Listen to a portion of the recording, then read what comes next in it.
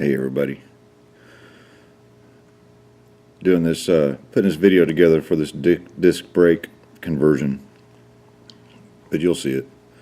Just want to let you know, it might be a while before we put any more videos up on the Cadillac. Our little baby Lily will be born sometime within the next month, so I'm gonna stick around the house here with their mama, just waiting and seeing what happens.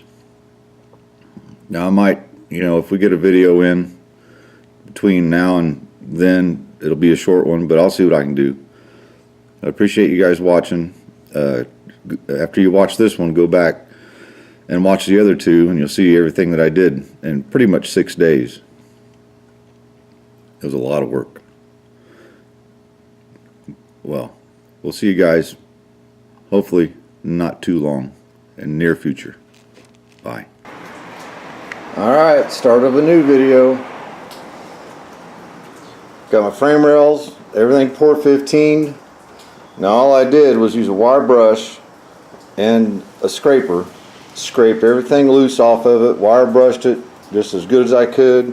Everything I could get to, takes a little time, blah blah blah, basically get as clean as nice a job as you want. Now as far as the rest of the car goes, this is a little bit nicer than underneath the rest of it, but that's pretty much what I did underneath it. I sprayed port 15. Now I'll tell you, port 15 is some pretty nasty stuff. Moisture makes it set up. It absorbs moisture, okay? So if you breathe it in, or you wear glasses, you wear contacts, if you breathe this stuff in, I could see it really being hard on you. So you want to use a respirator.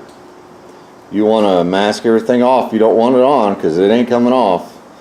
And you want well ventilated area, because that stuff will get in your eyes and actually stick to your eyeballs. So I'm just telling you now, if you spray it, whatever, at your own risk. But I sprayed everything I could get to, had my plastic pulled down and taped underneath the car just a little bit, and I only sprayed, up to this area here on both sides, so I didn't get it on my white.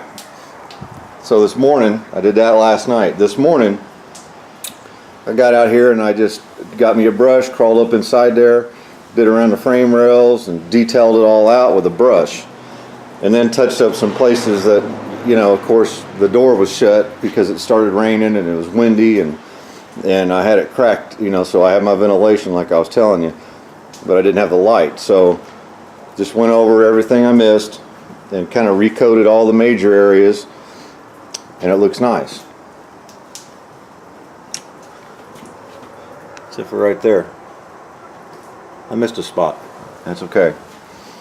Well, of course, got a brake line took off the front. Brakes took off the front. All you do is take those two bolts out. There's one big bolt here, and the whole thing just comes right off. I got them sitting over there. Well, right here. I'll decide if I'm going to sell these or just hold on to them. They're good, good brake setups. There wasn't really anything wrong with these other than their drum brakes. I might hold on to them. I've been holding on to all my old stuff, all the original parts, in case I ever do sell the car, then somebody has the parts to, make it back to exactly what it was. I don't see that ever happening. Disc brake kit. And I'll tell you who I bought this from, and then I'll tell you whether it was worth the shit or not. But I think it is, best I can tell. Brake kits from Caddy Daddy, caddydaddy.com. There's all the parts for that side, all the parts for this side. All these rotors and brakes are from like a 1500 size two-wheel drive GM truck from mid-90s, late 90s, whatever. I can tell by looking at the brake pads and the rotors and all that. Got a bag of all kinds of parts, all the seals, all the bearings, all the bolts, cotter pins, castle nuts, washers, caps, then these custom brackets. Now this kit, if I remember correctly, from Caddy Daddy, this whole thing should be everything I need, was $900. Now that seems pretty expensive, especially to me, basically for all factory GM style parts and these brackets. So I could have just, if I could have found just these brackets, and you might be able to, and then piece together all this other stuff, and there'd probably be less money, but a lot bigger pain in the ass, because you don't know what's going to fit, and you have to take it back, go get something else, the hoses and blah blah blah. So I'm going to get these brackets bolted on. Of course it comes with not very detailed instructions, just a picture that I can't see really well. The best I can tell, those holes go on the original bolts. The top bracket goes behind the first bracket, and there you go. So I'm just going to start bolting it together, see how it works. I'll get back with you. Well, going okay so far. I got the bracket on there, test fit the rotor, put the caliper up in here. Looks like it's all going to line up good. At least from my experience, it looks fine. There's a few things I didn't like. One thing is these caps. They could be because they're new, but you can't get them started in there. You have to take a pair of pliers. I'll show you on this one. You have to take a pair of pliers and go around this edge. This is the edge that goes inside the rotor, and kind of flare it down a little bit all the way around to get it started. Once you get in there, it ain't gonna fall out. You just don't want to do it too much to where this cap, doesn't fit tight in there. So it could be just because they're new. The other thing I didn't like, and I found out on the other side, this is our hole for our cotter pin and our castle nut. What happens is this castle nut ends up being farther back than I'd like it to be, with all the bearings all packed and everything set up just right. I just don't. I'd rather it be out. You know what I'm saying? So when I get this back together, there's a way around that, and I'll show you that here in just a few once I get this side together. Next thing I'm going to do is pack these bearings. Now, like I said, you old timers know how to pack bearings with just your hand. You got bearing packers and all that happy stuff, but what you do, you get a big dollop of that right in the palm of your hand. Then you take your bearing on the big side right here. You take that, and of course you're using two hands. I got the camera, but you just scrape it. Just keep grabbing it, smashing around, scrape it, and rotating this around, just like that. And then what'll happen is it'll push some grease up inside there. And you don't have to have it totally full and all that stuff. You can, if you have trouble with it, you can glob grease on this thing and keep spinning it around. Just work some grease in there. The other thing is your cap. A lot of people don't know that the grease inside any kind of bearing like this actually flows around through the bearings. It works its way around by centrifugal force. So this bearing's bigger. The bearing on the outside is of course a lot smaller. So between the bearings you want a great big sloppy mess of grease inside there, because centrifugal force is going to work that grease through the bearing. Okay, and that's what the seal holds it in there. Well then, it works its way back through, and it just circulates itself through them bearings. Now your cap, you don't want to put your cap on there clean and empty. You want grease in there. You don't have to have it full to the top, because it's going to squirt out a whole bunch. But you want some grease in there, because when this thing spins really fast on the rotor, it's going to work its way out and work its way into this small bearing. And most of the time when wheel bearings go bad, it's the outer bearing, the small bearing, not the big bearing, because everything works its way back here and there's nothing left. You got to have enough grease in there to keep that flow going. Now it's not like a crazy fast flow, but when that grease heats up, thins out a little bit, it will work its way through bearings. That's how you make your bearings last longer. Besides the fact that you want to take them apart, clean them, repack them once in a while as a maintenance deal. Just like on boat trailers, all this kind of stuff, boat trailers, they came out with those bearing buddies, you know, and for advertising and just to sell them, that bearing buddy has a plunger in it with a spring, okay? Well, then on the outside of it, and you could put bearing buddies on the front of your old Cadillac if you wanted to make it look stupid, but there's a Zerk fitting right there. Well, that Zerk fitting is a bad idea, because what happens is guys think they don't have to service their bearings. All you got to do is pump that full of grease, okay? But the problem with that is it blows your seals out. You get too much grease in it, you push all the old grease out and clean it up and you think you're good. Well, you tear your seals up, you get water in there. The reason that bearing buddies are good is because of that spring. If you get your bearings packed properly, when the grease heats up, it expands. That spring pushes back. When you dump your boat back into the water, it cools off really quick, and that spring, then when that stuff contracts, that spring allows the grease to contract without sucking water into your seal. Okay? That's what bearing buddies are for. If you guys have boat trailers and all, or car trailers and all that, that's what they're for. They're not for that Zerk fitting to grease take your dang bearings apart. I used to fish bass tournaments years and years ago, and at least 3 times we were on the side of the road fixing bearings on somebody's trailer because of that. You take the shit apart, clean it, it's maintenance. You got to do it. Every 15,000 miles, I think, is what, you know, used to be at least every 30,000 miles. I wouldn't even want to go that long. You got to do it once in a while. It's maintenance. So let me get this side together. We'll get the calipers on and see what we got to do about our lines. I believe my line bracket needs modified or moved or something. We'll find out. Well, come across another little problem. Now, I didn't have this problem on the passenger side. Everything went well. Of course, these bearings, get them all packed, get your washer on, get your nut going, and of course you rotate your fixture, whatever it is it's on. It works the grease out, you know, so that way you don't have any play in the hub. Problem was, I tightened this nut up far as it would go, and it would still move around just a little bit. I couldn't get it to come out, you know, and I wasn't loading the bearings up hardly at all. Well, the reason was, I found out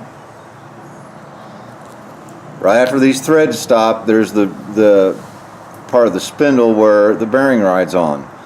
Well, this spindle on this side is just the tiniest little bit longer than the other side. So when they use, the tolerance is too close. So if one's happen to be just a little bit too long, our washer bottoms out on the spindle land there instead of going against the bearing. So what I did, took my cutoff wheel and just kind of chamfered that hole out just a little bit so that it goes past that, and just puts a little bit, I mean, it was just the tiniest little bit, you know, so hopefully that'll get us in the money. And I definitely don't think it's a safety issue. Of course, these washers fit on here really tight, so I didn't know if it was just stuck or what the deal was. Let me see if I can do this with one hand.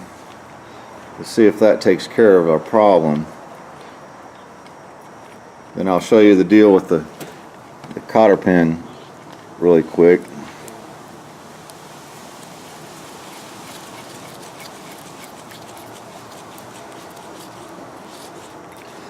Get your nut on there. You want to look at your threads really good too.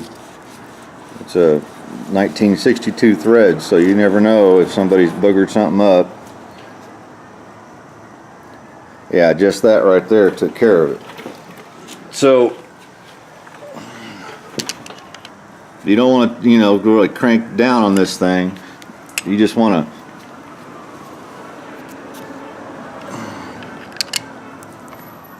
push the excess grease out. Then you see our little hole right there. I'm going to back up to where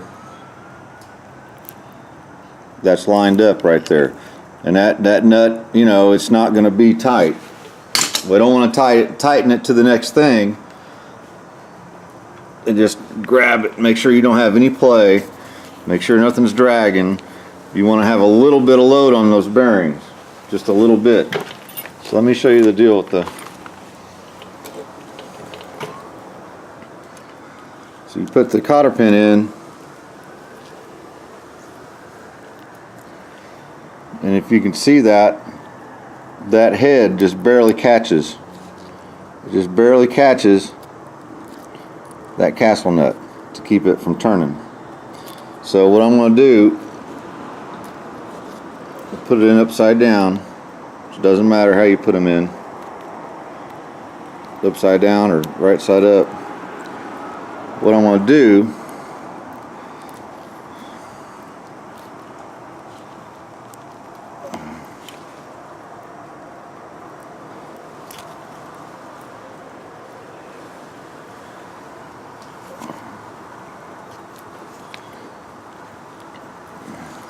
we want to go this way.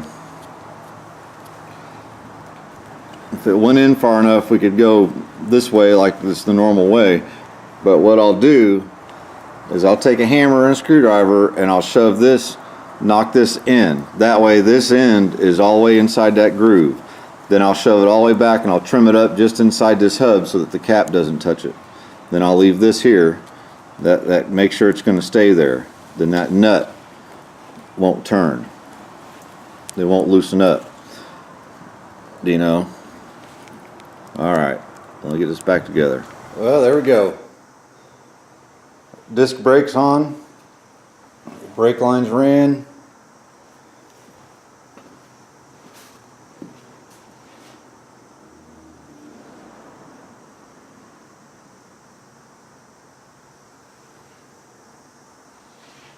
New booster master cylinder. And I was a little bit surprised with the booster. I had read in reviews and all that some of these holes needed wallered out because the bolt holes wouldn't line up. Well, this one lined right up. It's got a nice steel plate back here. I could have got away without using it. It's got an adjustable push rod. It adjusted just right. So I was pretty happy with that. The annoying thing was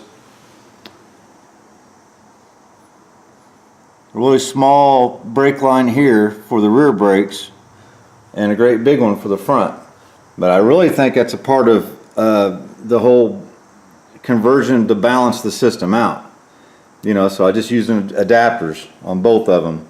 And of course that means, you know, pressure is pressure, but you've got more volume in the front than you do in the back, which is kind of what you want with disc brakes in the front, drums in the back. The way it was set up before, it was 50-50 drum front, drum and back, 50-50. Well, now it's more like, you know, 70-30. I don't know. But there we go.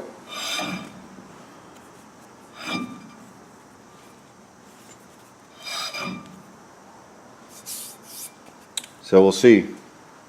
We'll get the wheels back on the front of it, get the back jacked up, get the wheels off the back so we can get the brakes bled and check for leaks and all that happy stuff before I get to putting more of the car back together. But otherwise, hey, that's it. Motor's ready to go. I got a few things to paint up and fix up. Had a little bit of paint, thought I'd paint the bottom of the column, and it turned a little more, I don't know, copper than I thought it would be gold, but that's okay. So I'll doll up some other stuff while I get it apart. I think that's kind of the fun part. It's almost like, right now it's like building a model, the little plastic model cars, you know. You paint all your little pieces and you start slowly putting it together. So this is the fun part now. It's going to take a long time, but it's the fun part. We're getting there.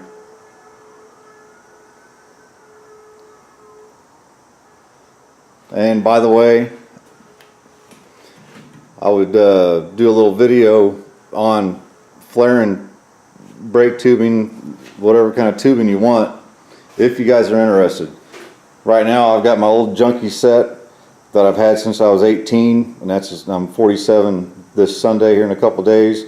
So that's how long I've been, and I don't want to show you guys with the janky setup. I can do it because I've been doing it for so long. I can get by with it. And I did. You guys let me know if you want to see a video like that, then I'll put something together for you eventually. And we also got, since this car didn't have a proportioning valve on it, I've got the switch for the brake light. So if I wanted to do something like that and, you know, add me a little brake light, I guess I could. I probably won't though. My pedal will tell me if something's going on, I hope. There we go. So that's $300 in this setup right here. It's a booster master cylinder, comes with a proportioning valve, and it's for this era GM cars. So you've got to do some figuring and some messing around. You got to redo the lines. You know, it's just part of the deal. It's aftermarket. Just like a little bit of trouble here and there we had for $900 for this. I just kind of figure, wow, big nicks in that rotor right there. I just figured for $900 they'd have this shit straightened out. They'll have it, you know, some way of telling you better instructions. The only reason I got this one that was $200 more than OPG where I got that is because I could use the factory wheels. Use my original wheels with my original hubcaps. That's what I wanted to do. I didn't want to put some big aluminum wheels on it. At least not now. If I spent $200 more on a brake kit, that's, hey, it works, but you know, you get what you pay for, I guess. I think. Geez, $900, $300. It's $1,100. Besides the $100 roll of tubing, I'd already done the back brakes earlier, so they're a couple years ago. I don't know. We'll get in there, folks. Can't wait. Thanks for watching.